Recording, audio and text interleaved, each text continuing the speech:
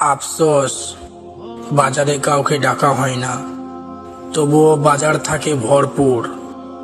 মসজিদ থেকে দৈনিক 5 বার ডাকা হয়, কিন্তু মসজিদ থাকে খালি।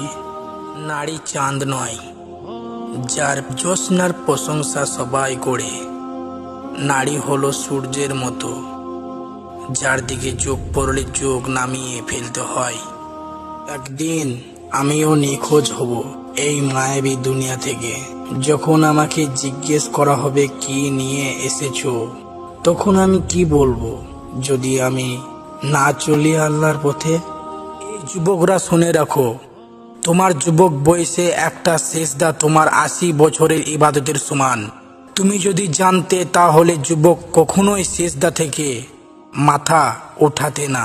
সুবহানাল্লাহ বলে যাবেন। হে আল্লাহ, আমি আমার নিজের উপর অনেক জুলুম করেছি। তুমি ছাড়া আর কেউ গুনাহ ক্ষমা করতে পারে না। তোমার পক্ষ থেকে আমাকে পরিপূর্ণ ক্ষমা করে দিও। আমার উপর দয়া করো, তুমি তো ক্ষমাশীল দয়ালু। আমিন।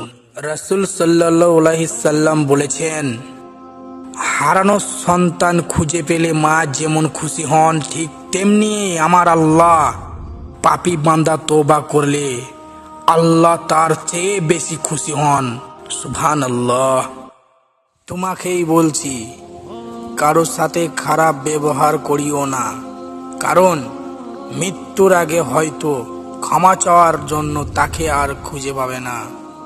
লাইক কমেন্ট করে চ্যানেলটিকে সাবস্ক্রাইব করে পাশে থাকুন আরো নতুন নতুন ভিডিও দেখার জন্য। 20 লক্ষ টাকার গাড়ি কিনে কি লাভ যদি সেই গাড়ির জানালার 2 টাকার জন্য বন্ধ থাকে? দান করতে শিখুন মানুষকে। আমাদের ইসলামে দান করতে বলেছে। নারী যতই একা একা জীবন চালাতে চায়, ততই সে কষ্ট পেতে থাকে। নারী কখনোই একা জীবন কাটিয়ে সুখী হতে পারে না, কারণ নারী ও পুরুষ সংসারে সুখী হওয়া একা একা নয়। আল্লাহুম্মা সাল্লি ওয়া সাল্লিম আলা নবিয়ানা মুহাম্মদ।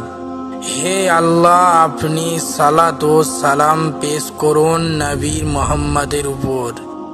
রাসূল সাল্লাল্লাহু আলাইহি সাল্লাম বলেন, যে ব্যক্তি আমার উপর একবার দরুদ পাঠ করবে, আল্লাহ তাআলা তার উপর 10 বার রহমত নাজিল করবেন। তার 10টি গুনাহও মিটিয়ে দেওয়া হবে এবং তার জন্য 10টি মর্যাদা সুন্নিত করা হবে। আলহামদুলিল্লাহ।